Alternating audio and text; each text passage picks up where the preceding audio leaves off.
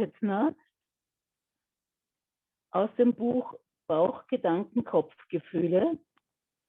Die Traude Zehetner war eine in der Wolle gefärbte Feministin aus den 70er Jahren. Das waren so diese ersten feministischen wirklich Zeiten.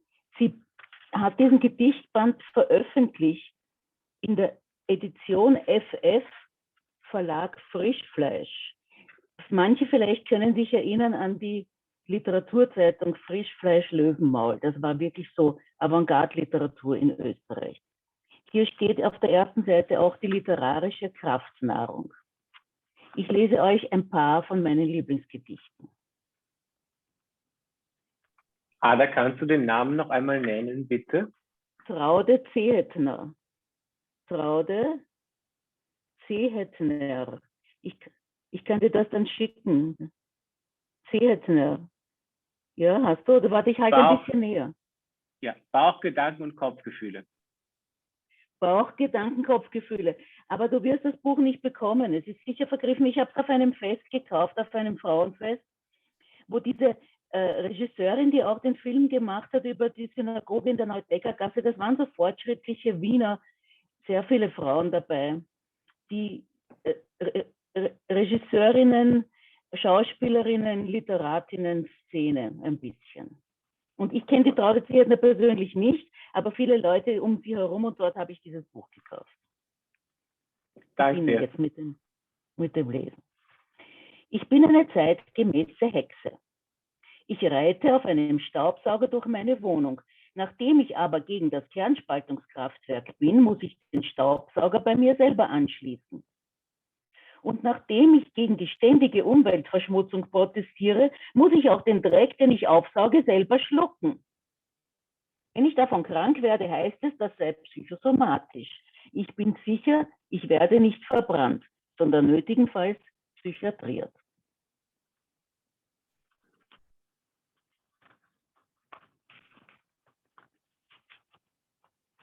Als nächstes lese ich euch ein Gedicht in Wienerisch. Die Sache ist die, ich kann nicht gut Wienerisch. Von wo soll ich denn Wienerisch können? Ihr müsst euch vorstellen, dass das irgendeine Schauspielerin liest, zum Beispiel die jetzt ihren 80. Geburtstag, wie hieß die? Die heißt, jetzt wollte ich das extra sagen, habe vergessen. Egal, fällt mir später ein. Die können das alle gut lesen, aber ich bemühe mich. Kurzes Gedicht. Ich bemühe mich mit dem Wienerischen. Wenn du nicht schneiden kannst, wenn du in einer Hand zwei Kinder führst und in der anderen deine Handtaschen und zwei Plastiksackeln, eins vom Löwe und eins vom Konsum und in deinen Schädel erlisten, was du noch alles besorgen musst und irgendwo hinten dein Anspruch an einen Beitrag zum Umweltschutz, Jute statt Plastik, dann weißt, was Stress ist.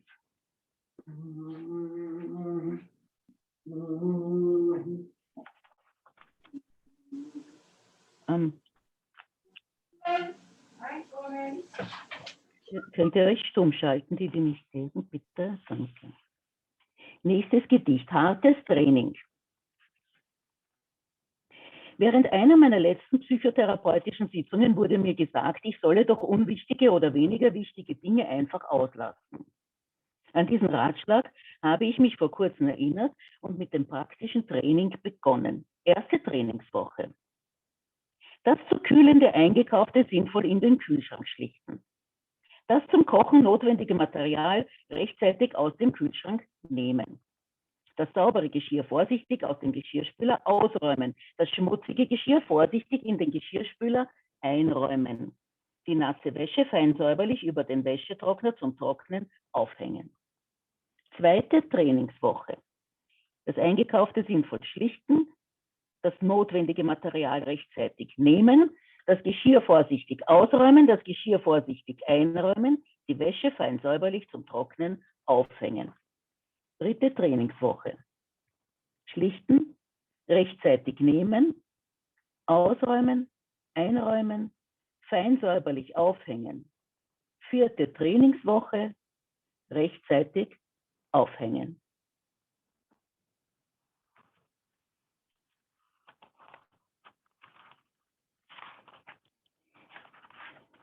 Und noch ein schönes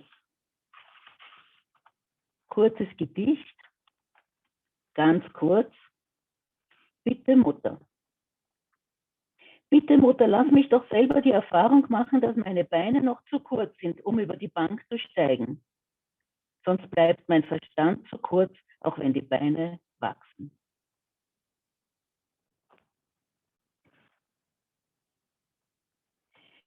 Okay, Andrew, it's your turn. You have to turn on your microphone. Thank you, Ada. That was lovely. This is a short story by S.Y.Agnon, who won the Nobel Prize for Literature in 1966.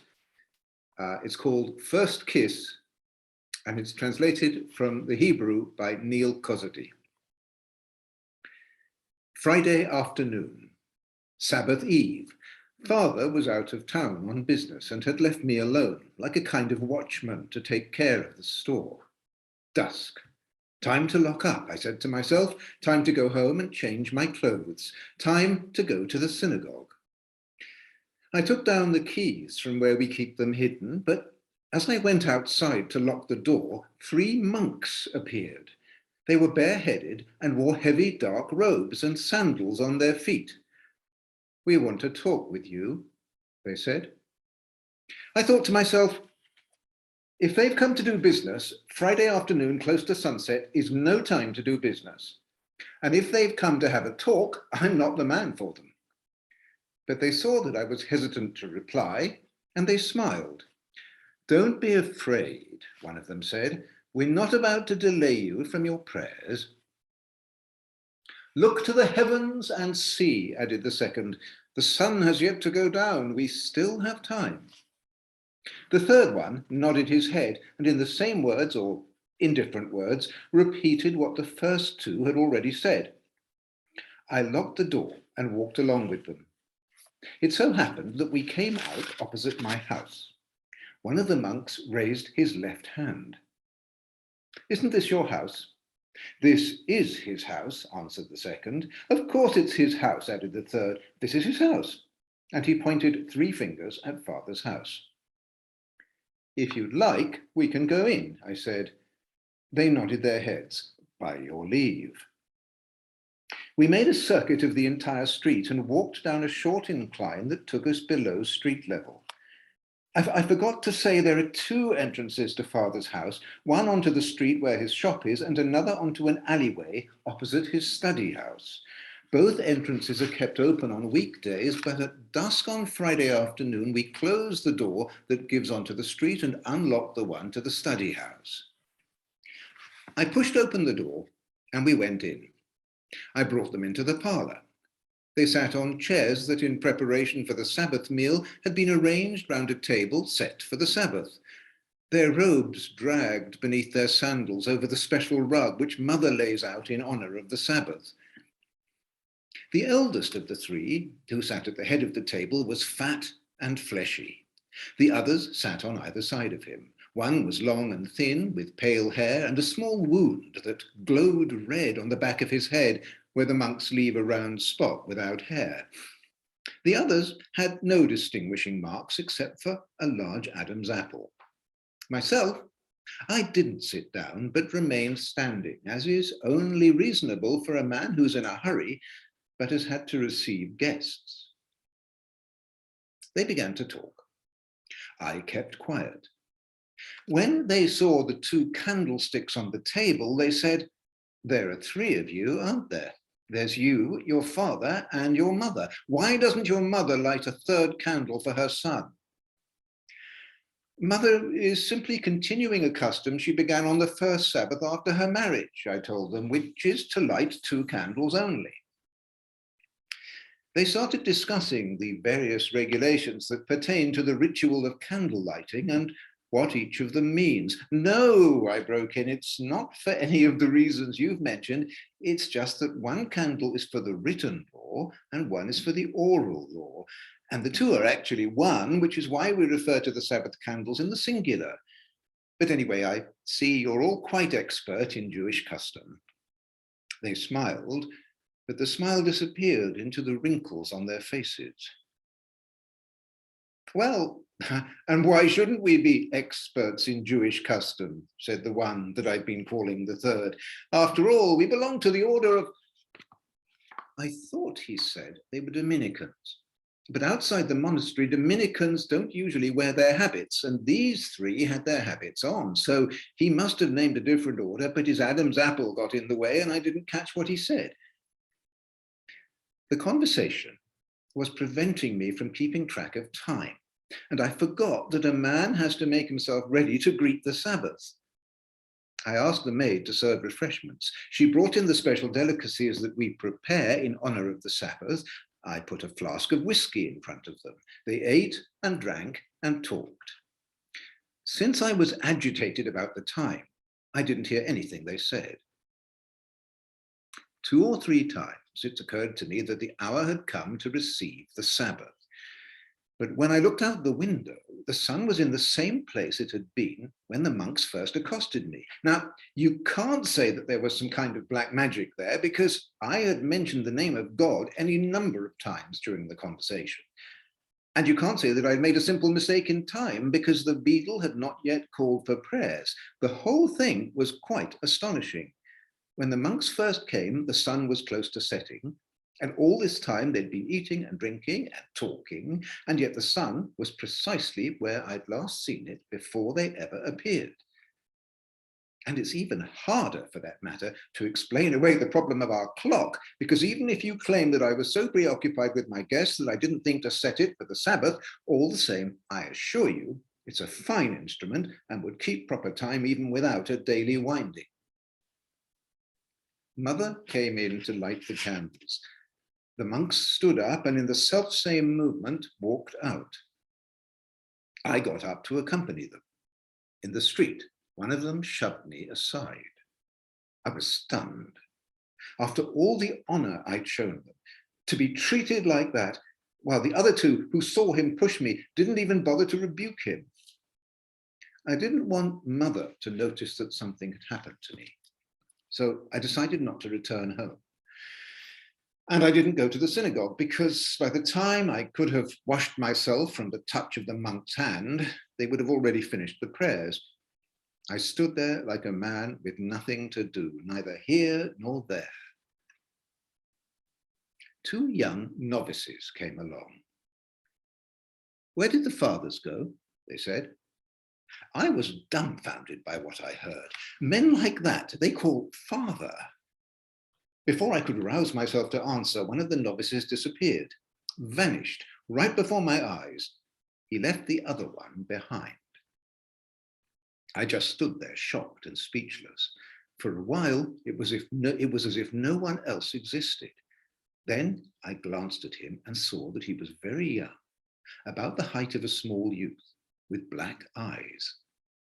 If it hadn't been for the commandment which tells us not to show them grace, which also means not to impute grace to them, I would even have said that his eyes were graceful and sweet.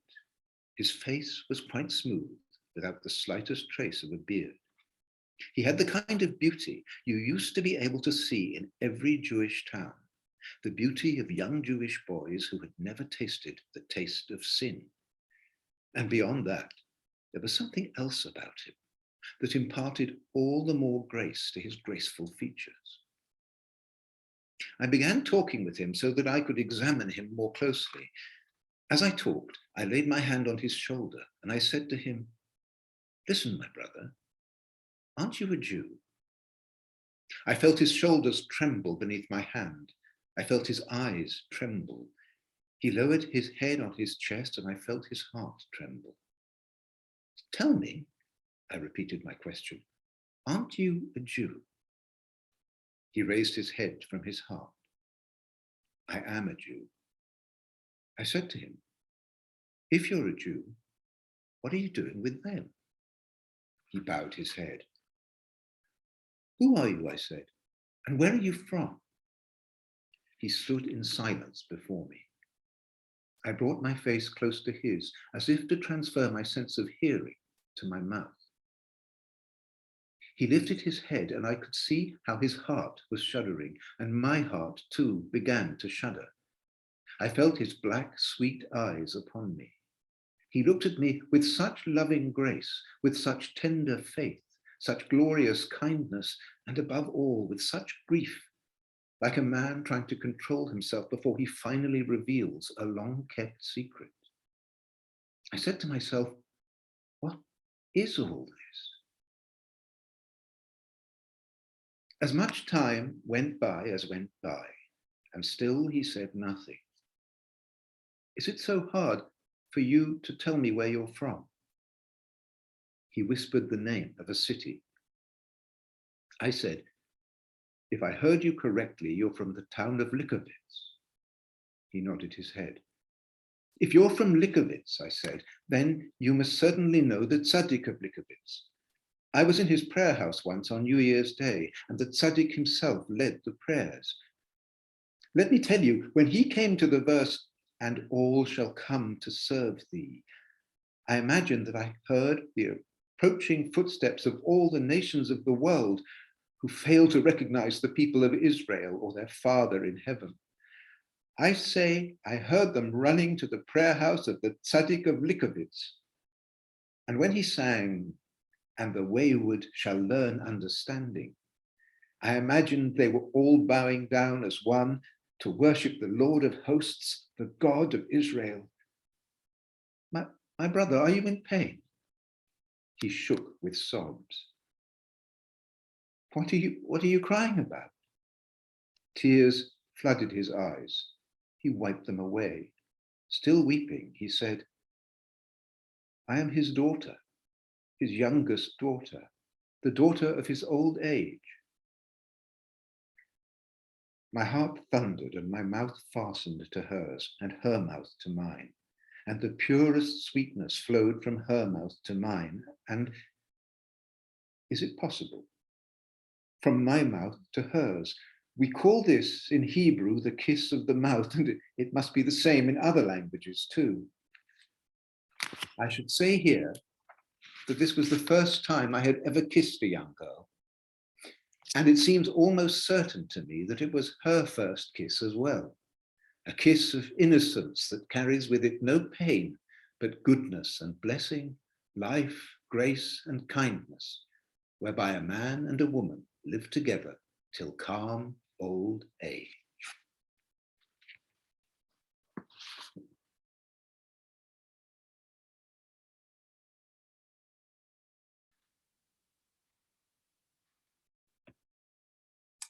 Ada, over to you. Thank you very much, Andrew.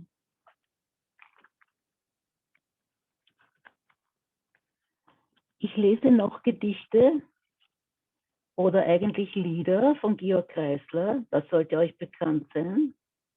Georg Kreisler, Seltsame Gesänge. Zwei alte, Tanten, tanzen, Tango. Natürlich, das wird normalerweise von Kreisler mit Musik vorgetragen. Ich lese euch einen Satz aus dem Vorwort vor über Georg Kreisler. Georg Kreisler, Wunderkind, Musiker, Dichter, Wortjongleur, der seine eigenen Kompositionen auf dem Klavier begleitet und mit ungekünstelter, vollendet musikalischer Grazie vorträgt. Diese Fülle der Begabungen auf der Ebene reiner Kunst ist unendlich selten. Ich werde sie nicht singen, die Lieder, sie wurden ja von Georg Kreisler gesungen, ist ja wohl bekannt, auch von seiner Tochter, aber nicht viele Leute haben sich an dem versucht, denn es ist ja nicht zu überbieten, wie er das singt. Und zwar das Originalgedicht über die beiden alten Tanten, zwei alte Tanten.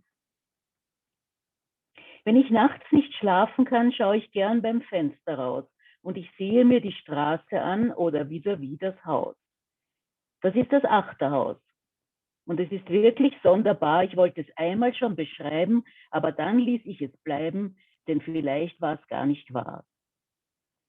Aus einem Fenster kommt jede Nacht ein fahler Schein und wenn man sich etwas streckt, sieht man in den Raum hinein. Und was da drin geschieht, ach, wer hätte das geglaubt? Ist das legal? Ist das normal? Ist das erlaubt? Zwei alte Tanten tanzen Tango mitten in der Nacht. Warum auch nicht? Sie hätten sonst die Nacht nur schlaflos zugebracht. Wie diese Engeln sich nur schlängeln und schmiegen Bein an Bein, jeder Schritt muss bei dem Rhythmus ein Vergnügen sein. Und ringsumher, da ist es finster, schwach nur grinst das Morgenrot, da mit Migränen, Gähnen, Tränen, stöhnend man erwacht. In den Spelunken wird getrunken und der Bäcker backt das Brot, zwei alte Tanten tanzen Tango mitten in der Nacht. In der Bundeshauptstadt Bonn am Rhein fürchtet sich der Kommunist. Sollte man etwas weiter östlich sein, fürchtet sich, wer keiner ist. Selbst in Amerika, da wäre keine Sekunde ohne Zorn. Ich hätte ein Tollywood auf Hollywood, mein Englisch ist bemänglisch und ich wäre schon längst ein Gangster worden. Ein blasser, nasser starrt ins Wasser, das er längst schon nicht mehr liebt und weicht vom Mittelmeer kein Drittel mehr zurück. Nur dort im Achterhaus, da macht man aus die Lichter, die es noch gibt. Man konzentriert sich ganz auf Tango und auf Glück. Zwei alte Tanten tanzen Tango mitten in der Nacht. Die suchen so bald nicht nach Kobalt und wenn der Globus kracht, die bringt kein greller Pfiff nach Tel Aviv, nach Kairo, nach Korinth. Die ruft kein Muezzin zum Suez hin, die bleiben, wo sie sind. Und Hunde heulen, wunde Eulen legen Eier in den Turm. Man hat Affären mit Millionären, meist auf einer Yacht. Und spuckt den Ozean ein Lotse an, dann gibt es einen Sturm. Zwei alte Tanten tanzen Tango mitten in der Nacht. Sie sind vereint und wie mir scheint, die eine weint, die andere lacht. Den Straßenfeger mit Geselle plagt die Szenerie, jedoch ein Neger mit Gazelle zagt im Regen nie. Ja, der Neandertaler wandert allerdings doch ohne Ruhe und fragt die Leute, wie weit sie es heute seit seiner Zeit gebracht. Man gibt dem Araber sein eigenes Dromedar, aber wozu? Zwei alte Tanten tanzen Tango mitten in der Nacht. Mitten in der Nacht.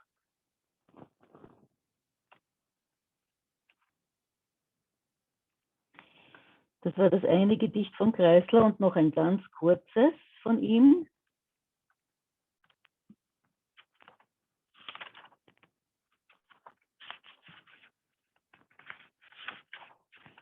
Das Gedicht heißt Gar nichts. Ich singe jetzt ein Lied über gar nichts, denn gar nichts macht gar nichts. Und sagen dann alle, es war nichts, dann haben sie vollkommen recht. Gar nichts kann niemanden schmerzen, selbst gar nichts in Terzen. Man wird sich's mit niemandem verscherzen, ja gar nicht ist gar nicht so schlecht.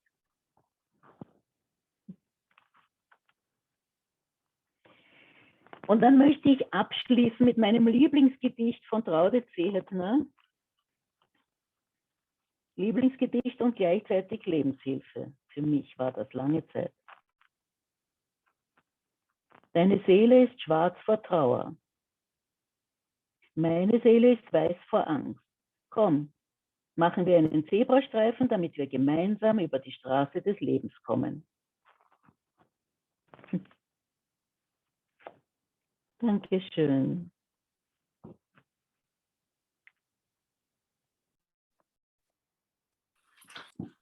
Thanks.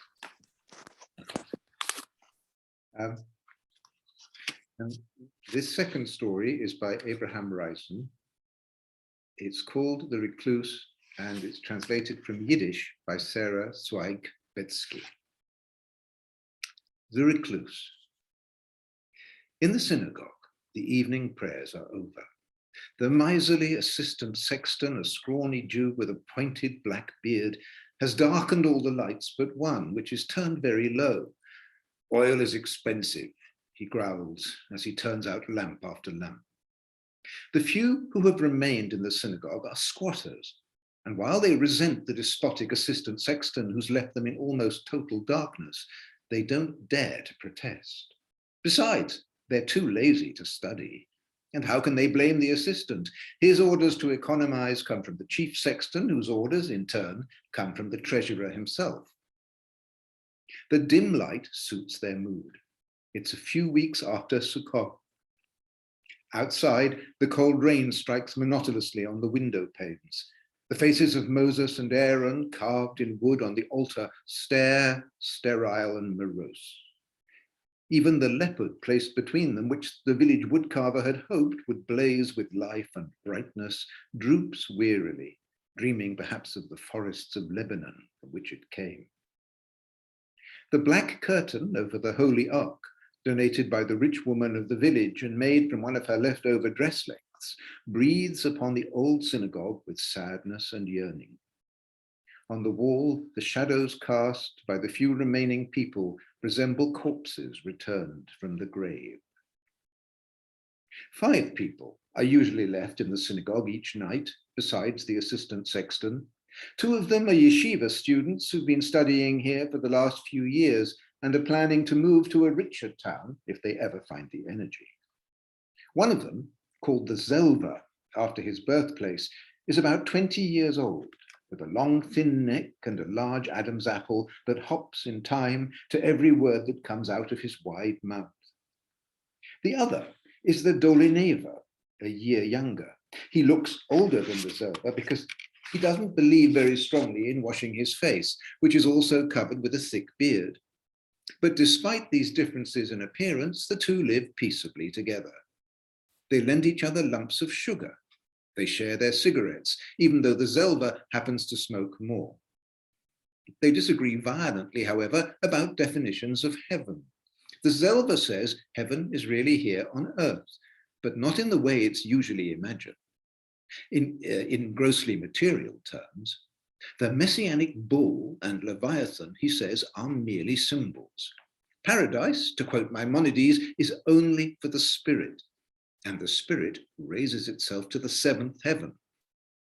But the Dolineva, who is rather more practical, thinks that paradise is for the body as well, and that the wild bull and whale are not symbols, but solid facts. When their quarrel flames to real intensity, they smoke a cigarette together, and thus come to some accord. The 3rd resident of the synagogue is the Recluse. He's a little over 40, and there are silver hairs twining through his thick beard. He became a recluse not through piety, but from a desire for freedom, or so he once told the Dolineva. A man, he explained, should not wear a yoke. He should be able to feel that he is always alive, and he can feel this only when he is free from the burden of labor. I realized as much when I was 30.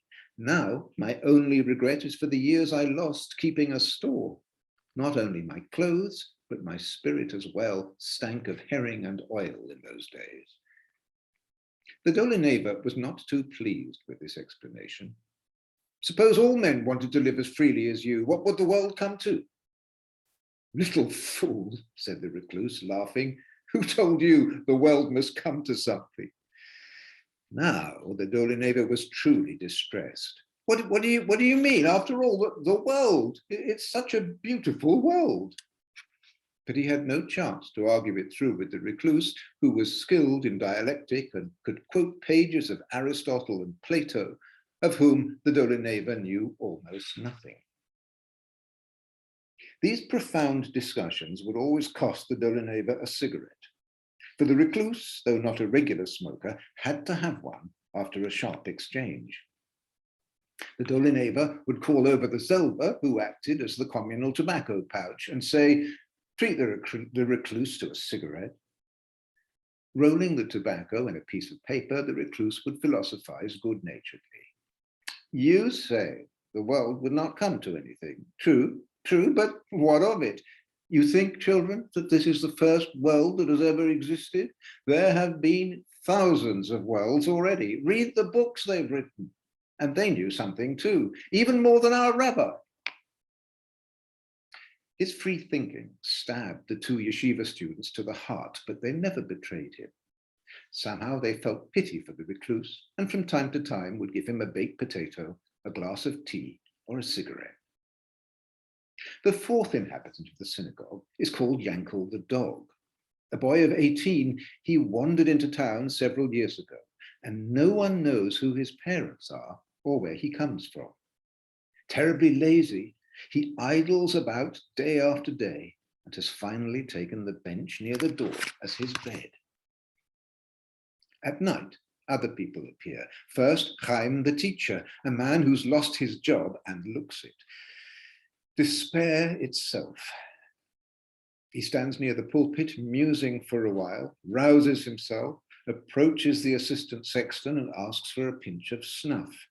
The assistant glares at him but complies. Chaim the teacher sniffs, sneezes, and his strength renewed continues to the corner where the Selber, the Dolineva, and the Recluse are talking.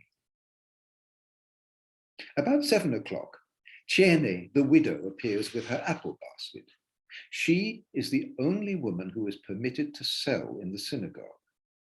Standing near the entrance, she eyes the emptiness of the place, thinking wryly, the luck I'll find here. She goes over to the oven and, feeling the cold of the white tiles, retreats in disappointment. She smiles again. Imagine not to be able to warm up a bit, even in the synagogue. As the assistant sexton comes over, she asks him familiarly, "What's the story? Why is the oven so cold?" After all, he jokes, "Why shouldn't you donate a wagon load of wood? They say you have plenty of money." "Of course I'm rich, why not?" The assistant sexton, a widower, scratches the back of his neck lustily. "The devil only knows, if I was sure you had money, I'd court you myself." "Well, are you going to buy something?" "It's too expensive." "Take some. For you, I'll make a price." He selects 3 spoiled apples from the basket. "And what, for example, would you charge for these?" "You've picked the biggest apples, but since it's you, 1 kopeck. You're as expensive as a druggist," he complains. 3 tiny apples for a kopeck, and a groschen wouldn't do. The widow swears she can't. "Just as you say," and he begins to put back the apples. She thrusts another little one into his hand. "Here, now you have 4.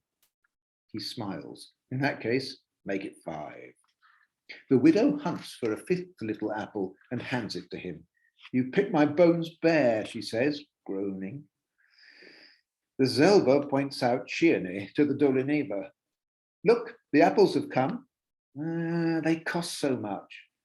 "What's the difference?" says the Zelba stubbornly. "After all, we're no more than human." "All right, buy some. I'll pay half." The Recluse sighs quietly and walks over to the woman. His large eyes look straight at her. Their eyes meet. Abashed, she lowers hers. The Zelba bargains for 10 apples for 2 kopecks and returns with them to the Dolineva. The Recluse remains alone, face to face with the widow. "It's so late," he murmurs. "What can one do?" she answers quickly. "One wants to sell." "Yes," the Recluse says, and looks at her more tenderly. "Selling. I understand." Instinctively, he raises his eyes to the balcony where the women sit during services. "It's dark up there," he says, as if to himself. "What did you say?" I mean, he stammers, "it's completely dark up there in the women's section." "Why did you mention it?" the widow wonders. I only mean they skimp so. A lamp should be burning there too. It's always so dark there at night." He looks about him. The assistant sexton is sitting in a dark, remote corner chewing on his apple. The Zelva and the Dolineva have also withdrawn to a corner and are sharing their apples. Chaim the teacher, his head propped up on a bookrest, is snoring loudly. Yankel the dog has left. The Recluse stands rooted to the spot, gazing at the widow, and thinks, and why not? The widow senses something. Shyly, she tugs her kerchief tighter over her head and turns to leave. "You're going already?" he stammers. "Oh, what can one do? One must go." "Far?" "Yes, almost to the cemetery." A pity. Such a long way to go. Again, he looks up at the women's section where the little windows beckon with their dark eyes. "Good night," calls the widow and leaves with her basket. The recluse stares after her for a long time and then returns with a sigh to the students. What do you think that woman wants here anyway? He asks. She wants to sell apples, answers the Dolineva. And I, the recluse smiles oddly, I suspect it's for something else. You mean she comes to steal? Asks the Dolineva hesitantly. Who knows, replies the recluse, stopping in the middle of his sentence. He walks away over to the window where his eyes follow the road to the cemetery. The two young men bring him an apple. Eat!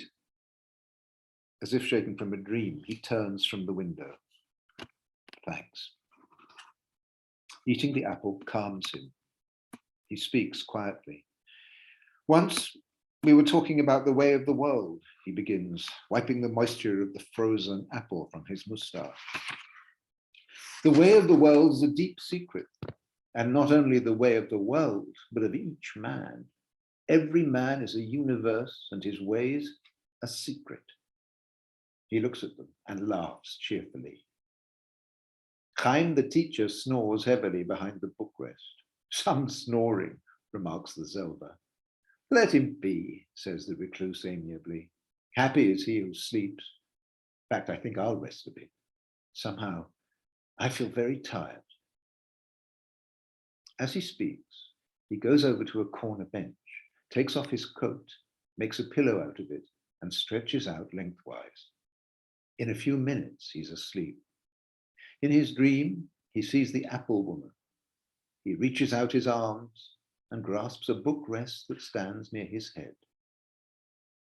At first, the bookrest sways back and forth, but soon it settles into balance and stands quietly, clasped by the sleeping man.